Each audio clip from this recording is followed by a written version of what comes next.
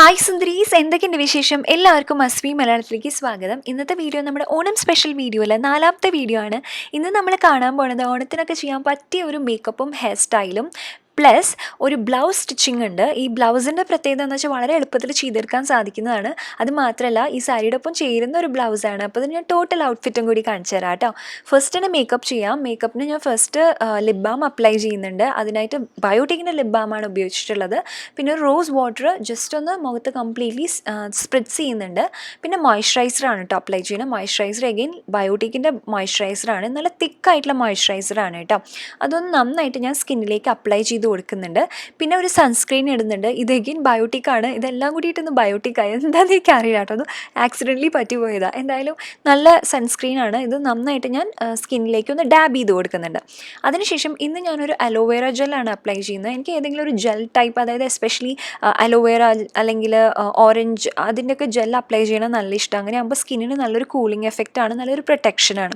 പിന്നെ concealer apply ചെയ്യുന്നുണ്ട്. അത് ഡെയറിങ് ഇസബെല്ല അങ്ങനെ എന്തോ ആണ് അതിൻ്റെ പേര്. എന്തായാലും ഞാൻ ഡിസ്ക്രിപ്ഷൻ ബോക്സിലിടാം. അതൊന്ന് ജസ്റ്റ് ഡാർക്ക് സ്പോട്ട്സ് ഉള്ള ഭാഗങ്ങളിൽ മാത്രം അപ്ലൈ ചെയ്തിട്ട് നന്നായിട്ടൊന്ന് ബ്ലെൻഡ് ചെയ്ത് കൊടുക്കുന്നുണ്ട് കേട്ടോ. അതിനുശേഷം ഒരു ലൂസ് പൗഡർ എടുക്കുന്നുണ്ട്. മേക്കപ്പ് റെവല്യൂഷൻ്റെയാണ് ലൂസ് പൗഡർ എടുത്തിരിക്കുന്നത്. അത് ഞാൻ മേജർ ആയിട്ടുള്ള ഭാഗങ്ങൾ എസ്പെഷ്യലി കണ്ണിൻ്റെ താഴെ, നോസിൻ്റെ അവിടെ ജസ്റ്റ് ഒന്ന് ചെറുതായിട്ടൊന്ന് ബേക്ക് ചെയ്ത് കൊടുക്കാനായിട്ട് അവിടെ മാത്രം അപ്ലൈ ചെയ്തിട്ടുണ്ട്. ലാക്മേയുടെ ഒരു ഐ ഷാഡോ പാലറ്റിൽ നിന്ന് ബ്രോൺസ് ഷെയ്ഡ് എടുത്തിട്ട് അത് ഔട്ടർ കോർണേഴ്സിൽ ഇടുന്നുണ്ട്. പിന്നെ മെയിൻ ആയിട്ടുള്ള കളർ എന്ന് പറയുന്നത് വയലറ്റ് ആണ്. അതെടുത്തിട്ട് നടുവിൽ നന്നായിട്ടൊന്ന് ഇട്ട് കൊടുക്കുന്നത്. സെയിം സ്പഞ്ച് ടിപ്പ് ആപ്ലിക്കേറ്റർ വെച്ചിട്ടാണ് ഇടുന്നത്. പിന്നെ അതിലൊരു മൂന്നാമത്തെ കളർ എന്ന് പറഞ്ഞാൽ ഒരു യെല്ലോയിഷ് ഗോൾഡൻ കളറാണ്. അത് ഞാൻ ഇന്നർ കോർണേഴ്സിൽ ഇട്ട് കൊടുത്തിട്ട് ഇത് മൂന്നും കൂടിയിട്ട് നന്നായിട്ട് ബ്ലെൻഡ് ചെയ്ത് കൊടുക്കുന്നുണ്ട് കേട്ടോ. പിന്നെ ഈ ഐ ഷാഡോ ലുക്ക് കംപ്ലീറ്റ് ആവാനായിട്ട് ഞാൻ സെയിം വയലറ്റ് ഷെയ്ഡ് തന്നെ എടുത്തിട്ട് കണ്ണിൻ്റെ താഴെ ഇട്ട് കൊടുക്കുന്നുണ്ട്. ഇതിപ്പോൾ ബ്ലൗസ് വയലറ്റ് ആയതുകൊണ്ടാണ് കേട്ടോ ഞാൻ മെയിൻ കളർ വയലറ്റ് എടുത്തിരിക്കുന്നത്. നിങ്ങൾക്ക് ഏത് കളറാണോ ഇഷ്ടമുള്ളത് വെച്ചാൽ അതെടുക്കാവുന്നതാണ്. ജസ്റ്റ് ഒന്നും കൂടി ആ വയലറ്റ് കളറൊന്ന് ഞാൻ ടച്ചപ്പ് ചെയ്ത് കൊടുക്കുന്നുണ്ട്. അതിനുശേഷം കളർ ബാറിൻ്റെ ഈ ഐലൈനർ എടുത്തിട്ട് ഞാൻ ചെറുതായിട്ടൊരു വിങ് ലൈനറാണ് വരച്ചു കൊടുക്കുന്നത്. തിക്ക് ലൈനർ വേണമെങ്കിൽ അങ്ങനെ ആവാം. ഞാനിത് ഓൾറെഡി ഐ മേക്കപ്പ് കുറച്ച് ലൗഡായിട്ട് ചെയ്ത കാരണമാണ് നമ്മൾ ഐലൈനർ കുറച്ച് സട്ടിലായിട്ട് വെച്ചിരിക്കുന്നത്. അതിനുശേഷം നമ്മൾ മസ്കാര ഇട്ട് കൊടുക്കുന്നുണ്ട്. മസ്കാര പേർപ്പിളിൻ്റെ മസ്കാരയാണ് ഇടുന്നത്. 2 നല്ല കൂട്ട് മസ്കാര ഇട്ട് കൊടുക്കുന്നുണ്ട്. പിന്നെ ഐബ്രോ പെൻസിൽ ഞാൻ ഷുഗറിൻ്റെ ഐബ്രോ പെൻസിലാണ് ഉപയോഗിച്ചിരിക്കുന്നത്. നന്നായിട്ട് ഗ്യാപ്പുള്ള ഭാഗങ്ങളൊക്കെ ഒന്ന് ഫില്ല് ചെയ്ത് കൊടുത്തതിന് ശേഷം സെയിം സ്പൂളി വെച്ചിട്ട് തന്നെ ജസ്റ്റ് ഒന്ന് ബ്രഷ് ചെയ്ത് കൊടുക്കുന്നുണ്ട്. എന്നിട്ട് ഈ എക്സ്ട്രാ പൗഡർ ഉണ്ടല്ലോ അതൊക്കെ ഒന്ന് തട്ടിക്കളയുക. അങ്ങനെ ആകുമ്പോൾ കൂടെ വല്ല ഐഷാഡും വന്നിട്ടുണ്ടെങ്കിൽ അതും പോവും, നല്ലൊരു ബ്രൈറ്റ് ലുക്ക് ഉണ്ടാവും. പിന്നെ ഇത് നല്ലൊരു റെഡിഷ് ഓറഞ്ച് കളറായിട്ടുള്ള ഒരു ലിപ്സ്റ്റിക്കാണ്. ഇതാണ് ഞാൻ അപ്ലൈ ചെയ്യുന്നത്. ന്യൂഡ് ഷെയ്ഡ് വേണമെങ്കിൽ അതും അപ്ലൈ ചെയ്യാം കേട്ടോ. ഇനി നമുക്ക് ഹെയർ സ്റ്റൈൽ നോക്കാം. ഞാൻ എന്താ ചെയ്യുന്നത് വെച്ചാൽ മുടി എല്ലാം കൂടി മേപ്പട്ടേക്ക് എടുക്കുകയാണ്. ചീർപ്പ് ഉപയോഗിച്ച് കുറച്ച് മാത്രം മുടിയാണ് കേട്ടോ ഫ്രണ്ടിൽ നിന്ന് എടുക്കുന്നത്. അങ്ങനെ ചെവി വരെയുള്ള മുടി എടുത്തിട്ട് അത് എല്ലാം കൂടി കൂട്ടി പിടിച്ചിട്ട് ഒരു ഹെയർ ടൈ ഇട്ട് കൊടുക്കുകയാണ് കേട്ടോ. അപ്പോൾ ഈ ഹെയർ ടൈ ഇട്ടിട്ട് അതിനെ സെക്യൂർ ചെയ്ത് വെച്ചതിന് ശേഷം എന്താ വേണ്ടതെന്ന് വെച്ച് കഴിഞ്ഞാൽ ജസ്റ്റ് ഒന്ന് അതിൻ്റെ ഫ്രണ്ടിലേക്ക് ഒന്ന് പുഷ് ചെയ്ത് കൊടുക്കുക. എന്നിട്ടൊരു ടിക് ടാക്ക് പിന്നോ അല്ലെങ്കിൽ ഇർക്ലി സ്ലൈഡ് വെച്ചിട്ട് ഒന്ന് സെക്യൂർ ചെയ്ത് കൊടുക്കുക. അങ്ങനെ ആകുമ്പോൾ അത് നന്നായിട്ട് ടൈറ്റായിട്ട് അവിടെ നിന്നോളും. പിന്നെ ജസ്റ്റ് ഒന്ന് ചീർപ്പ് വെച്ചിട്ടൊന്ന് സ്മൂത്ത് ആക്കി കൊടുക്കുക കേട്ടോ. ഇനി എല്ലാ മുടിയും കൂടി ചേർത്ത് പിടിച്ചിട്ട് ഒരു പോണി വേണമെങ്കിൽ പോണി കെട്ടാം. എന്ന് വെച്ച് കഴിഞ്ഞാൽ എവിടെയാണോ നമുക്ക് ആ ബൺ വരേണ്ടത് അവിടെയായിട്ട് കെട്ടി കൊടുക്കുക. എന്നിട്ട് എല്ലാ മുടിയും കൂടി ചേർത്ത് ഇങ്ങനെ ചുറ്റി കൊടുത്തിട്ട് അതിനെ കംപ്ലീറ്റ്ലി ഈ ഹെയർ ടൈയുടെ ചുറ്റും അങ്ങനെ ചുറ്റി വയ്ക്കാം.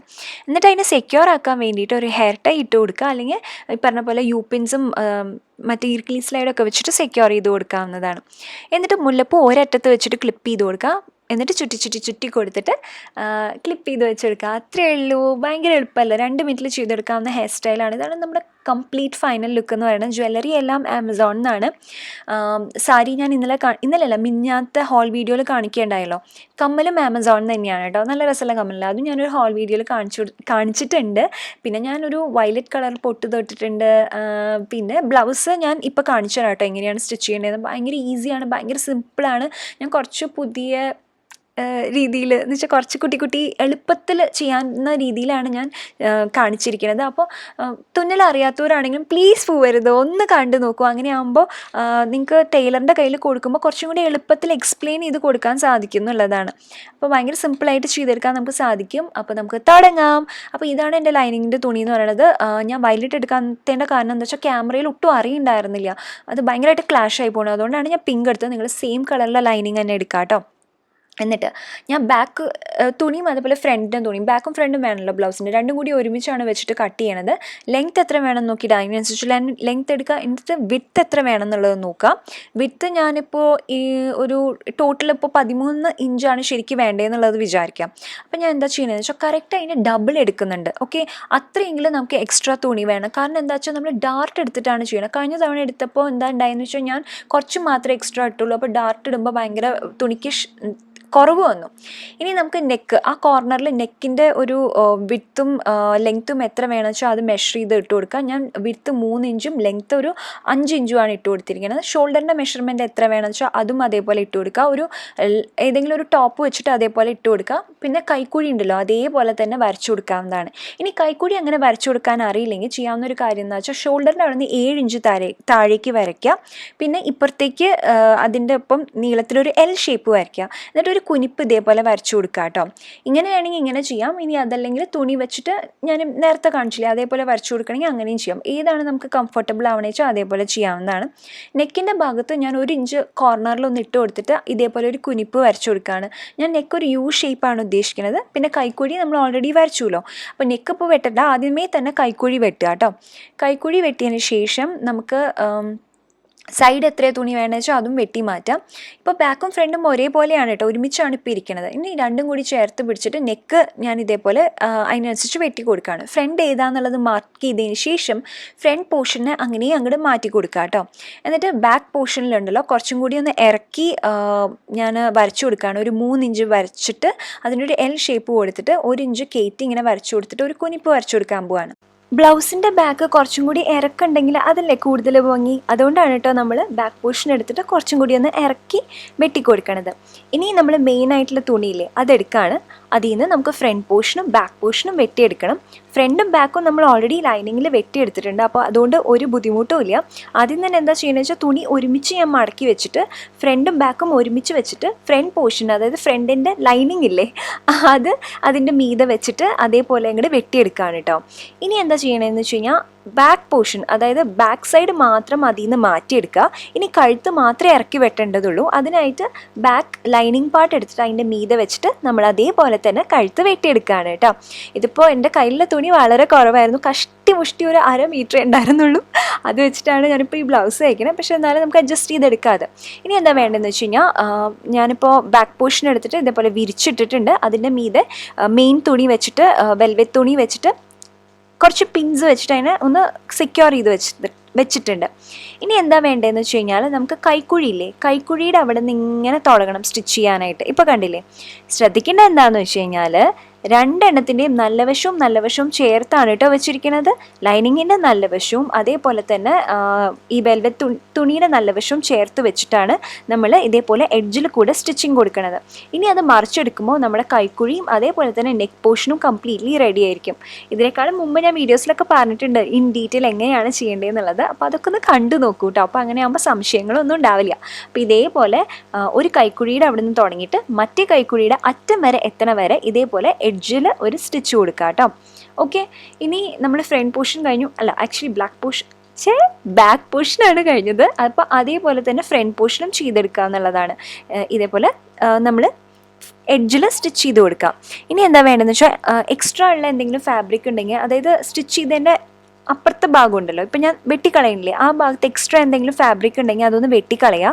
കാരണം എന്താണെന്ന് വെച്ചാൽ നമ്മൾ മടക്കുമ്പോൾ കഴുത്ത് മടക്കുമ്പോൾ തുണി കുറച്ചുകൂടി ഫ്ലെക്സിബിൾ ആയിരിക്കണം. ഉള്ളിൽ ഒരുപാട് വേസ്റ്റ് തുണി ഉണ്ടെങ്കിൽ അത് ഫ്ലെക്സിബിൾ ആയിരിക്കില്ല. അതേപോലെ തന്നെ ചെറിയ ചെറിയ കട്ടുകൾ കൊടുക്കുക ഇതേപോലെ. അതും എഗെയിൻ തുണി കുറച്ചും കൂടി ഫ്ലെക്സിബിൾ ആക്കാൻ വേണ്ടിയിട്ട് ഹെൽപ്പ് ചെയ്യും. ഇങ്ങനെയാകുമ്പോൾ നമുക്ക് ഈ ബക്കറും പിന്നെ ക്യാൻവാസും അതൊന്നും ഇല്ലാണ്ട് തുന്നിയെടുക്കാൻ പറ്റും. ഞാൻ കൂടുതൽ ഇങ്ങനെയായിട്ട് ചെയ്യുക, വളരെ എളുപ്പത്തിൽ ചെയ്തെടുക്കാൻ സാധിക്കുന്നത് മാത്രമല്ല എനിക്കിവിടെ ബക്രം മേടിക്കണമെങ്കിൽ കുറേ ദൂരം പോകണം. അപ്പോൾ പിന്നെ ഇത് എളുപ്പപ്പണിയാണല്ലോ. പിന്നെ ഞാൻ കൂടുതലും ബിഗിനേഴ്സിനാണ് ഉദ്ദേശിക്കുന്നത്. അങ്ങനെയുള്ളവർക്ക് ഇത് പെർഫെക്റ്റ് ആണ്. എന്നിട്ട് ഇതിനെ മറിച്ചെടുക്കുക കേട്ടോ. പിന്നെ എന്താണെന്ന് വെച്ചാൽ ഷോൾഡേഴ്സിൻ്റെ ഒക്കെ അവിടെ ഒരു ഷാർപ്പായിട്ടുള്ള എന്തെങ്കിലും ഒരു കത്രികയോ എന്തെങ്കിലും വെച്ചിട്ടൊന്ന് കുത്തി കൊടുക്കുക. അങ്ങനെയാകുമ്പോൾ പെർഫെക്റ്റ് ആയിരിക്കും. ഇപ്പോൾ നമുക്ക് ഫ്രണ്ട് പോർഷൻ റെഡിയായി കിട്ടിയിട്ടുണ്ട്. ഇനി എന്താ വേണ്ടതെന്ന് വെച്ച് കഴിഞ്ഞാൽ എഡ്ജിൽ, അതായത് തെറ്റത്ത് ഒരു സ്റ്റിച്ചും കൂടി കൊടുക്കുക. സെയിം കളറിൽ നൂല് വെച്ചിട്ട് വേണം കേട്ടോ സ്റ്റിച്ച് കൊടുക്കാനായിട്ട്. അതെങ്ങനെയാണെന്ന് വെച്ച് കഴിഞ്ഞാൽ നമ്മളിങ്ങനെ കൈക്കുഴിയുടെ അവിടെ നിന്ന് തുടങ്ങുക. ഷോൾഡറിൻ്റെ അവിടെ എത്തുമ്പോൾ അതിനെ നമ്മൾ സൂചി അവിടെ തന്നെ നിർത്തുക, പക്ഷെ ഫൂട്ടറില്ലേ അതിനെ പൊക്കിയെടുക്കുക. എന്നിട്ട് എഗെയിൻ സ്റ്റിച്ചിങ് സ്റ്റാർട്ട് ചെയ്യുക. അങ്ങനെ കൊണ്ടുവന്ന് കൈക്കുഴിയുടെ അപ്പുറത്തറ്റം വരെ ഇതേപോലെ തന്നെ സ്റ്റിച്ച് ചെയ്ത് കൊടുക്കുക കേട്ടോ. ഇങ്ങനെ ചെയ്യുകയാണെങ്കിൽ വളരെ എളുപ്പത്തിൽ നമുക്ക് ബാക്കും ഫ്രണ്ടും ഒക്കെ ഒരേപോലെ തന്നെ ഇങ്ങനെ സ്റ്റിച്ച് ചെയ്തെടുക്കാൻ പറ്റും. അങ്ങനെ നമ്മുടെ ബാക്ക് പോർഷനും റെഡിയാണ്, അതേപോലെ തന്നെ ഫ്രണ്ട് പോർഷനും റെഡിയാണ്.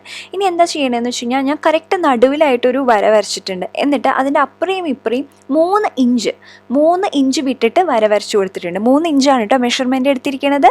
എന്നിട്ട് ആ 3 ഇഞ്ച് വരച്ചിട്ടില്ലേ അവിടെയായിട്ട് മടക്കി കൊടുക്കുക. അറ്റത്തുനിന്ന് ഒരു 3 ഇഞ്ച് കയറ്റി വരച്ചു കൊടുക്കാം. 3-4 ഇഞ്ച്. ഇപ്പോൾ ഒരുപാട് വണ്ണമൊക്കെ ഉണ്ടെങ്കിൽ 3 ഇഞ്ച്, അല്ല എൻ്റെ പോലെയൊക്കെയുള്ളൊരു സൈസ് ആണെങ്കിൽ 4 ഇഞ്ച് ഇതേപോലെ സ്ട്രെയിറ്റ് വരച്ചു കൊടുക്കാം. ഇപ്പുറത്തെ ഭാഗത്ത് 1 ഇഞ്ച് വരച്ചു കൊടുക്കുക, അതിപ്പോൾ ഞാൻ കാണിക്കുന്ന പോലെ. എന്നിട്ട് തമ്മിൽ ജോയിൻ ചെയ്ത് കൊടുക്കുക. ഇത് നമ്മൾ ഡാർട്ടാണ് കേട്ടോ വരച്ചു കൊടുക്കുന്നത്. അങ്ങനെയാണ് ഫ്രണ്ടിലെ ഡാർട്ട് എന്ന് പറയുന്നത്. ഈ 2 ഡാർട്ട് മാത്രമേ ഉള്ളൂ.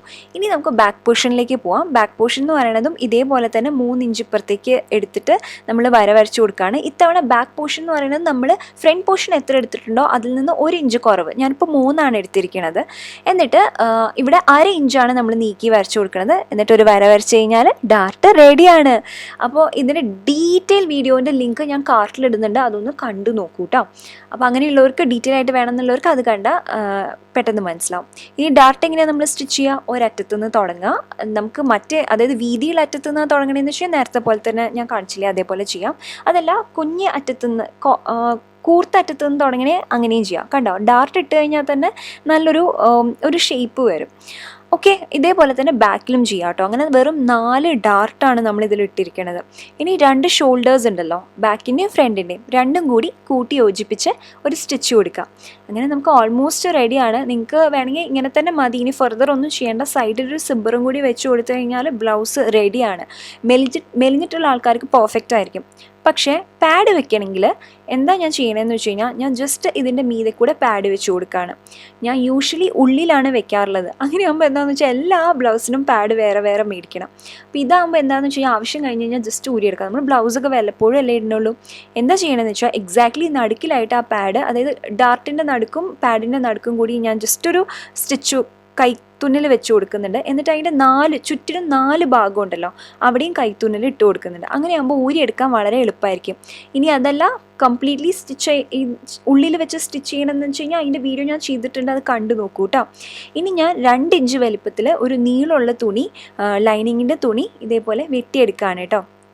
ഇനി എന്താ വേണ്ടതെന്ന് വെച്ച് കഴിഞ്ഞാൽ ഇതിൻ്റെ നല്ല വശവും കൂടി ചേർത്ത് വെക്കാം. ബാക്കിലാണെങ്കിലും ശരി ഫ്രണ്ടിലാണെങ്കിലും ശരി. ഞാൻ ഇപ്പോൾ ഫ്രണ്ടാണ് ഫസ്റ്റ് ചെയ്യണത്.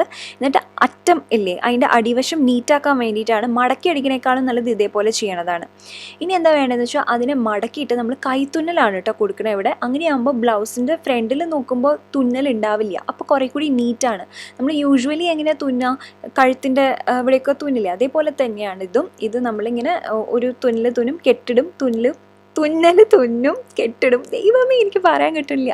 അപ്പോൾ അങ്ങനെ കംപ്ലീറ്റ്ലി അറ്റം വരെ തുന്നിയെടുക്കുക എന്നുള്ളതാണ്. ഓക്കെ, അപ്പോൾ ഞാൻ 2 പാഡും വെച്ചിട്ടുണ്ട്. ഫ്രണ്ടും ബാക്കും ഒക്കെ ഇതേപോലെ പെർഫെക്റ്റ് ആക്കി എടുത്തിട്ടുണ്ട് കേട്ടോ. ഇനി നമുക്ക് എന്താ വേണ്ടത്? നമുക്കിനി സൈഡിൽ സിബ് വയ്ക്കണം. ഓക്കെ, അതാണ് നമുക്കിനി വേണ്ടത്. ഫസ്റ്റ് തന്നെ നമ്മൾ ലെഫ്റ്റും റൈറ്റും മാർക്ക് ചെയ്യണം. ഓക്കെ, അതിനായിട്ട് നമുക്ക് കുറച്ച് പിൻസ് വെച്ചിട്ട് ഇതിനൊന്ന് സെക്യൂർ ചെയ്ത് വെക്കാം. എന്നിട്ട് പെർഫെക്റ്റ് പക്ക പാകമുള്ള ഒരു ബ്ലൗസോ ടോപ്പോ എടുത്തിട്ട് വെക്കുക. എന്നിട്ട് സൈഡിൽ ഒന്ന് മാർക്ക് ചെയ്യുക കേട്ടോ. എന്നിട്ട് നമുക്ക് എന്താ വേണ്ടതെന്ന് വെച്ച് കഴിഞ്ഞാൽ ലെഫ്റ്റ് സൈഡ് മാർക്ക് ചെയ്ത് വെക്കണം. ലെഫ്റ്റും റൈറ്റും ഉണ്ടല്ലോ ബ്ലൗസിൻ്റെ, അത് മാർക്ക് ചെയ്ത് വെക്കാം. ലെഫ്റ്റ് സൈഡിലാണ് നമ്മൾ സിബ് വയ്ക്കാൻ പോണത്. റൈറ്റ് സൈഡ് ഉണ്ടല്ലോ അത് നമ്മൾ സാധാരണ പോലെ തന്നെ സ്റ്റിച്ച് ചെയ്ത് കൊടുക്കുക. ഓക്കെ, എന്നിട്ട് ഈ പിൻസൊക്കെ ഒന്ന് മാറ്റി വെക്കുക കേട്ടോ. നമ്മൾ എന്നിട്ട് റൈറ്റ് സൈഡിൽ ബാക്കി തുണിയുണ്ടല്ലോ അതങ്ങോട്ട് വെട്ടി മാറ്റുക. ഇനി ലെഫ്റ്റ് സൈഡിൽ എന്താ വേണ്ടതെന്ന് വെച്ച് കഴിഞ്ഞാൽ അവിടെ നമുക്ക് സിബ് വയ്ക്കാനുള്ള തുണി മാത്രം മതി. അതിന് ശരിക്കും പറഞ്ഞു കഴിഞ്ഞാൽ 1/2 ഇഞ്ച് മതിയാവും കേട്ടോ. ആദ്യം തന്നെ ഞാൻ സാധാ സിബ്ബർ വെച്ചിട്ടൊന്ന് കാണിച്ചു തരാം. അതിനായിട്ട് 2ൻ്റെയും നല്ല വശവും, അതായത് സിബ്ബറിൻ്റെ നല്ല വശവും തുണിയുടെ നല്ല വശവും കൂടി ചേർത്ത് വെക്കുക. എന്നിട്ടൊരു സ്റ്റിച്ച് കൊടുത്തിട്ട് അതിനെ തിരിച്ചെടുക്കുമ്പോൾ എങ്ങനെയാണെന്ന് വെച്ചാൽ സിബ്ബ് അകത്തേക്ക് പോവുകയും ചെയ്യും, ബ്ലൗസിൻ്റെ നല്ല വശം കാണുകയും ചെയ്യും. അങ്ങനെയാണ് കേട്ടോ നമ്മൾ ഈ പറഞ്ഞ പോലെ കൺസീൽഡ് സിബ്ബർ വെക്കുന്നത്. ഇതിപ്പോൾ ഞാൻ ജസ്റ്റ് ഒന്ന് കാണിക്കാൻ വേണ്ടിയിട്ട് സാധാ സിബ്ബർ വെച്ചു എന്നേ ഉള്ളൂ. നിങ്ങൾക്ക് ആദ്യം പഠിക്കണമെങ്കിൽ വേണമെങ്കിൽ സാധാ സിബ്ബർ വെച്ചിട്ടൊന്ന് പഠിച്ചു നോക്കാവുന്നതാണ്. ജസ്റ്റ് ഒന്ന് നമുക്ക് അതിൻ്റെ ഒരു നാക്ക് പിടികിട്ടി കഴിഞ്ഞാൽ പിന്നെ ഭയങ്കര എളുപ്പമാണ്. സാധാ സിബ്ബറാണ് കുറച്ചുകൂടി സ്ട്രോങ് സ്ട്രോങ് ആവുക. പക്ഷെ പ്രശ്നം എന്താണെന്ന് വെച്ച് കഴിഞ്ഞാൽ ഇത് കാണും സിബ്ബർ ഉണ്ട് എന്നുള്ളത്. ഇപ്പോൾ കണ്ടോ, അടുത്ത വശവും അതേപോലെ തന്നെ നല്ല വശവും കൂടി ചേർത്ത് വെക്കുക.